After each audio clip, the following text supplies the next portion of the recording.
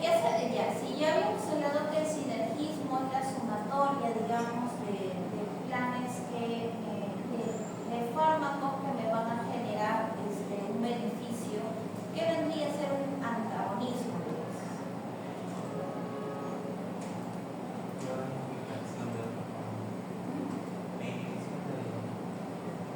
Exactamente, vendría a ser la inhibición de un efecto a otro, ¿no? O sea, por ejemplo, hay fármacos que,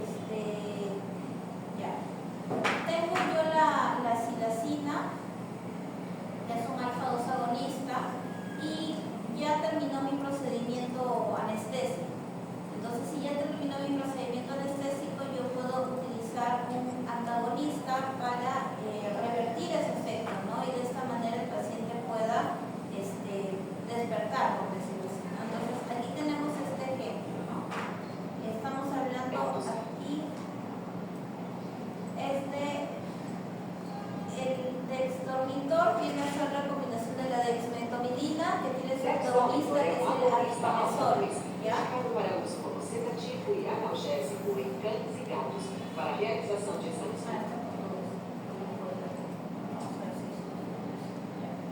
Entonces, evidentemente esta combinación se utiliza, la dexmedetomidina es un tranquilizante, es un sedante, ¿ya?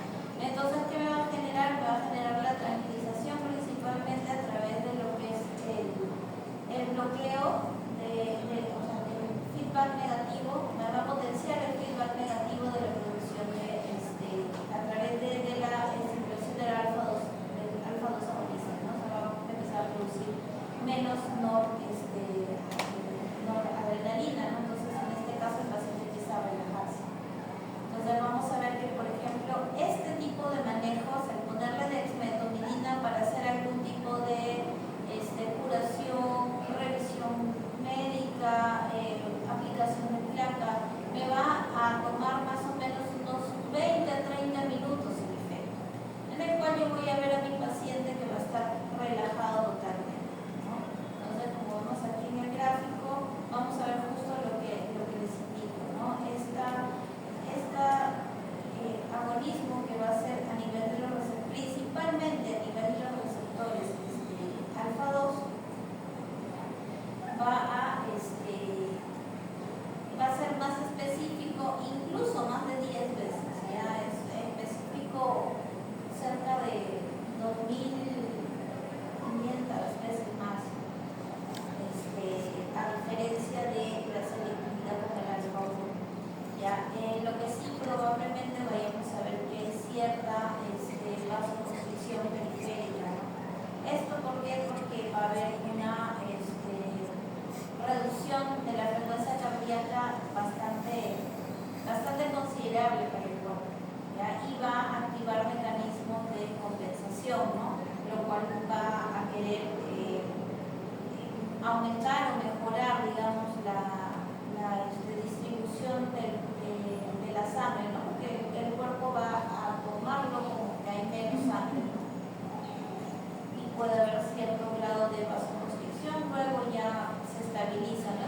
Mientras se genera ese aspecto de compensación, ¿ya? Tener en cuenta también que puede haber reducción de lo que sería también la frecuencia respiratoria, pero bueno, mientras tengamos al paciente monitorizado, no hay ningún inconveniente, ¿no? En este caso, algo que me había olvidado comentarles es que tenemos con referente al vaporizador, ¿ya? Volviendo a lo que habíamos hablado en teoría, los vaporizadores, que son los que se van a encargar de llevarlo de un aspecto líquido a un aspecto gaseoso al gas, van a tener características diferentes, porque cada fármaco inhalado para volverse de líquido a gas necesita condiciones diferentes de temperatura, de presión atmosférica. Entonces cada uno tiene un vaporizador diferente, ¿ya? Y por lo general cada vaporizador tiene un color relacionado al fármaco. En este caso vemos aquí que tenemos un vaporizador morado. El vaporizador morado es para isoflurano, ¿ya? Entonces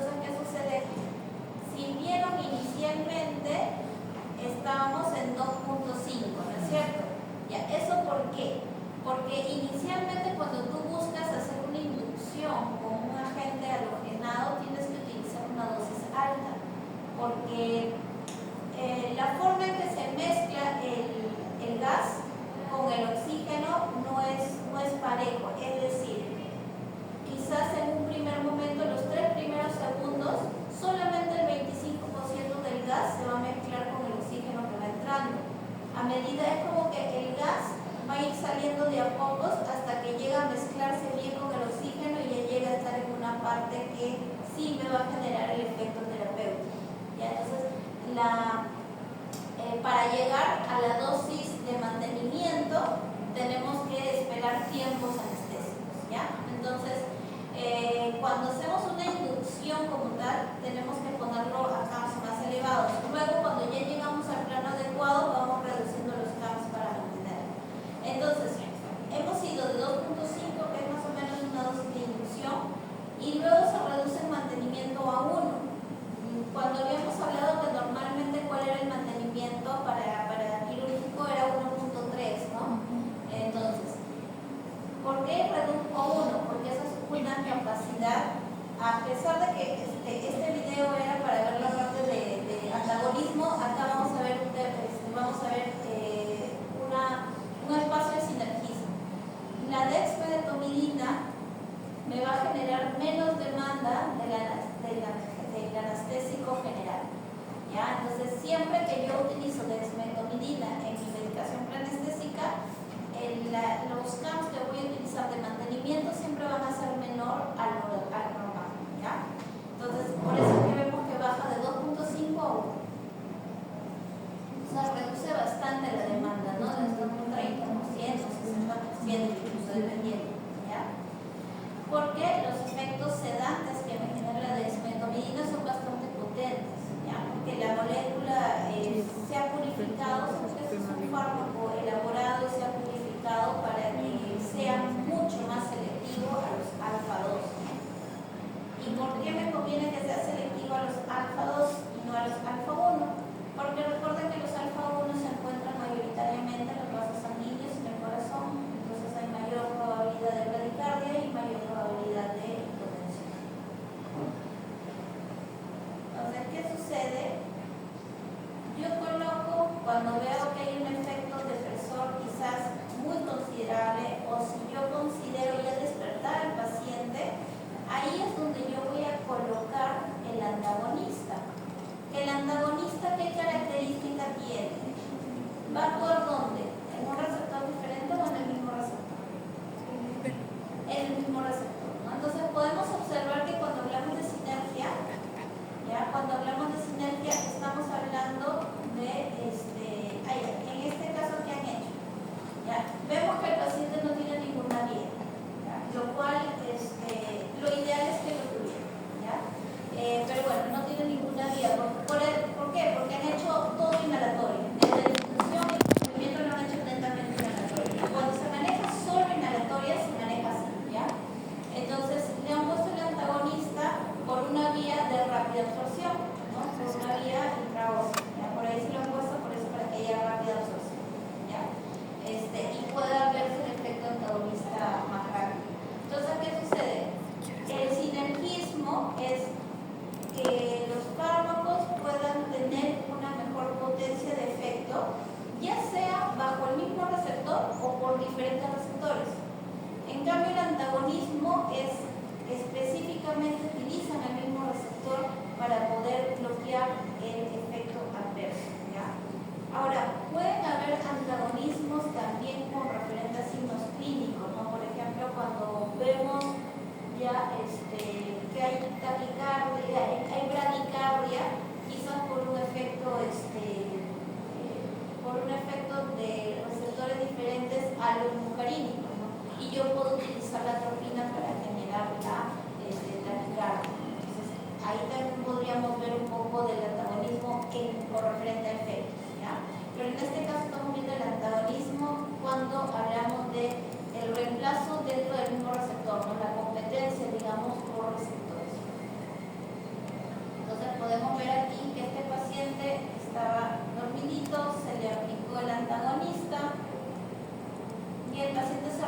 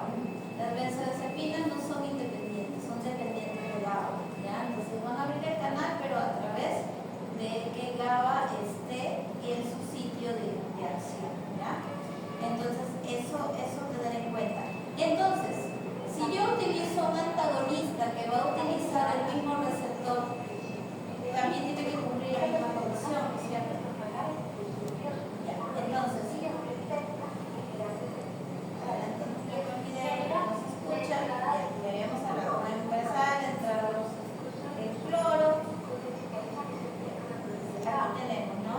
Benzodiazepinas, tenemos el receptor GABA y el receptor glutamato.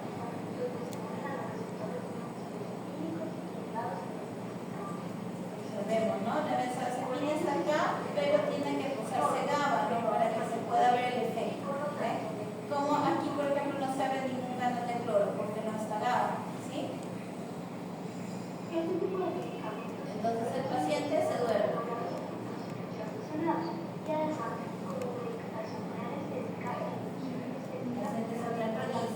Entonces, ¿qué es lo que hace el flumaxenil? El flumaxenil va a tomar el mismo sitio de efecto, o sea, va a competir por los receptores con el benzodiazepínico, ya sea midazolam o diazepam, ¿no? Entonces vemos que está ahí, así es como está.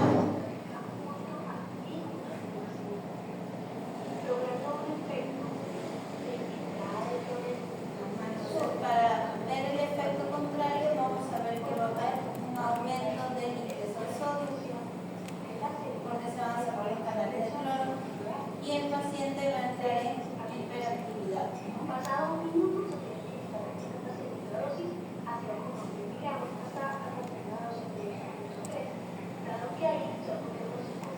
Esto, como vemos, la dosis se va a ir aplicando poco a poco y más o menos alrededor de 1 minuto donde vamos a ir viendo el efecto, ¿ya? Entonces aquí es donde vemos justo cómo se reemplazan, ¿ya?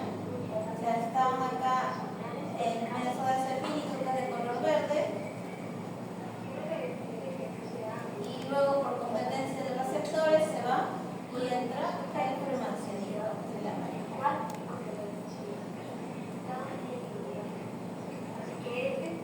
¿Ya? Entonces, esa es la idea del antagonismo. Vamos a ver si lo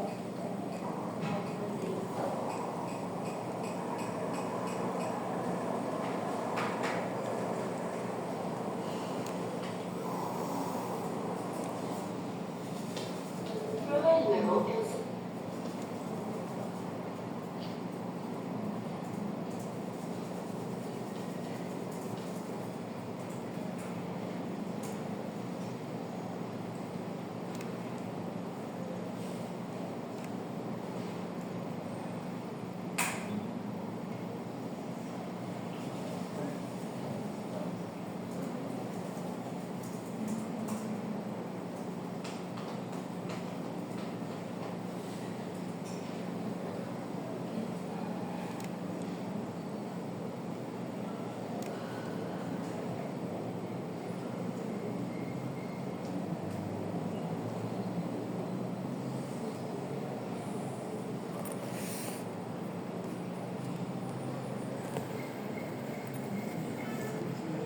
me va a aplicar la iodina. ¿Ya? La iodina es el antagonista de la psilocibina.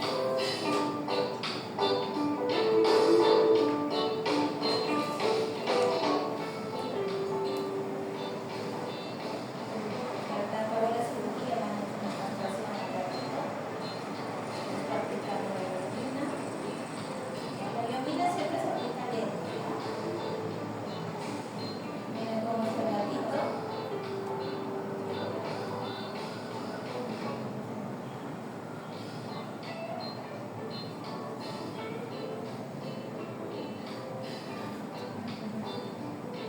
Miren el movimiento que hay en los ojos. Próximamente, son bonitas.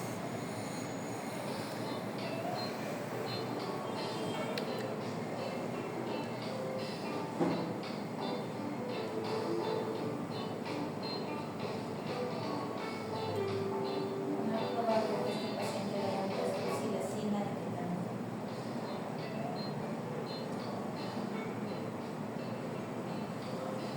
Y la frecuencia respiratoria empezó a aumentar.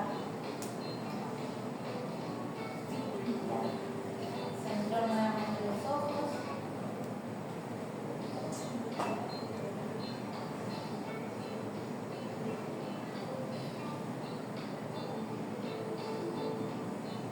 ¿Dónde desperté?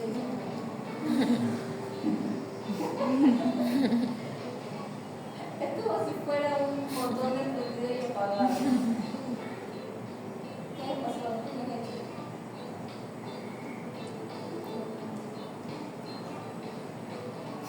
O sea, por más que el gato está un poco alterado, o sea, molesto, vemos que el despertar es tranquilo. ¿Ya? El uso de un antagonista de verdad, realmente en la actualidad es bastante favorable para los manejos anestésicos. De verdad. ¿El efecto? ¿Cuánto tiempo tendrán que darle a la No, o sea, después de que se le haya enviado, ¿cuánto tiempo después debería para poder darle a la no, tienes que verlo totalmente recuperado. Siempre para poder entregar un paciente a su tutor, el paciente tiene que estar aún, o sea, como que lo entregó caminando. No, por eso todavía hay que esperar que ese pacientito se recupere y está más tranquilo, relajado. Incluso hasta la prueba de tolerancia alimentaria sería lo ideal, ¿no? Darle alimento al paciente, ver que el paciente no vomita, esté todo ok y ir recién entregado. ¿Ya? Por eso siempre toma un par de horas la observación. Es lo ideal, ¿no? Digo lo ideal porque quizás en situaciones de campaña, otras situaciones diferentes, si al paciente le entregan medio dormido, pero no es lo adecuado, ¿no? Porque hay algunos signos que uno tiene que evaluar posterior al procedimiento anestésico, que es la temperatura, ver que el paciente esté respirando de manera adecuada. En gatos pasa mucho, ¿no? Que los gatos, cuando los entregas en media recuperación, lo pones en el kennel, el gato está así en el kennel. Y eso puede generar que haya obstrucción de vías aéreas y que no puede mover la cabeza. O sea, mínimamente el paciente tiene que mover la cabeza, tener los reflejos del tutor.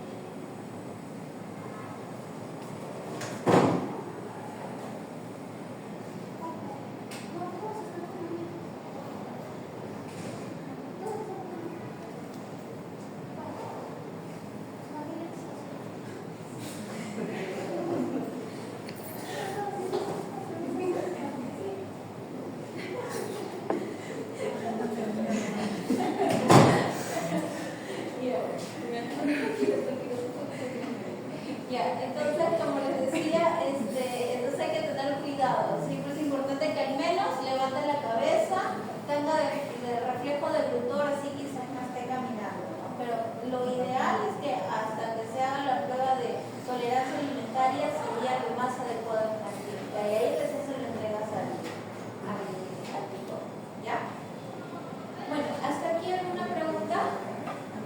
¿No? ¿Ninguna? Bueno, acá tenemos algunos fármacos para conocerlos.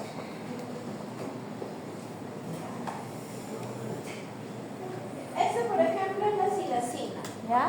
Ahí se lo pasan para que lo vean. ¿Ya? Y la silacina tiene su antagonista, en este caso, pues la iombina. ¿Ya? Y van a observar que incluso la dosis que sale, como estamos hablando un poco también de lo que sería competencia de receptores, ya van a ver que el volumen con el cual vamos a aplicar el antagonista va a ser mayor, ¿no? Vamos a hacer un ejemplo. A ver, vamos a poner que tenemos un paciente de 10 kilos, ¿ya? Le hemos puesto, vamos a ponerle 0 puntos, midazolam es el que tienen ustedes, ¿no? No, perdón, estamos con silacina, ¿ya? Vamos a ponerle que le hemos puesto 0.5 de silacina, entre 2 entre 20 de silacina. De silacina va a salir para un paciente de 10 kilos, ¿ya? A 0.5 miligramos por kilo sale 0.25 el volumen, ¿ya? Si yo le voy a aplicar la iombina, si se lo aplico a 0.2, vamos a poner la dosis máxima, sale el volumen 1 mililitro. ¿Ya? Entonces siempre el antagonista en volumen te va a salir más que el fármaco de inicio, ¿no? Entonces ahí para que vean, se lo pasan para que lo vean. ¿Ya? Y bueno, luego tenemos también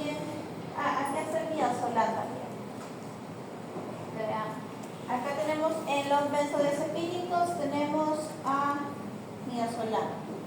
¿Ya?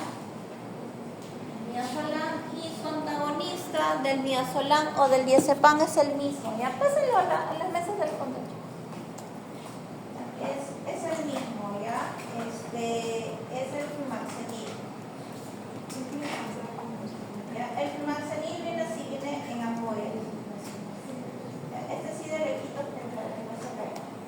Pero si quieren de ahí se acercan, ¿ya? Viene en ampollas también, ¿ya? Este es antagonista del midazolam o del diazepam, ¿ya? Y cuando hablamos de opioides, como hemos hablado en la teoría, tenemos, por ejemplo, la morfina, que viene así en ampollas, ¿ya? También tenemos el fentanilo, pero por razones estrictas a la prohibición actual, no podemos tener el fentanilo acá. Pero también viene así, ¿ya? Vienen en ampollas más grandes. Bueno, el fentanilo es un poco más difícil de obtenerlo, pero es una molécula un poco más pura y más potente para con lo que es el manejo de dolor, ¿no? A diferencia del fentanilo, ¿ya? Bueno, chicos, si no hay ninguna pregunta, si todo quedó claro, entonces ahora voy a decir las preguntas del informe para que igual que las semanas anteriores lo resuelvan en grupos de 2 o de 3, ¿ya? Listo, chicos, entonces si no hay preguntas, ya nos vemos la próxima semana, ¿ya? ¿Perdón?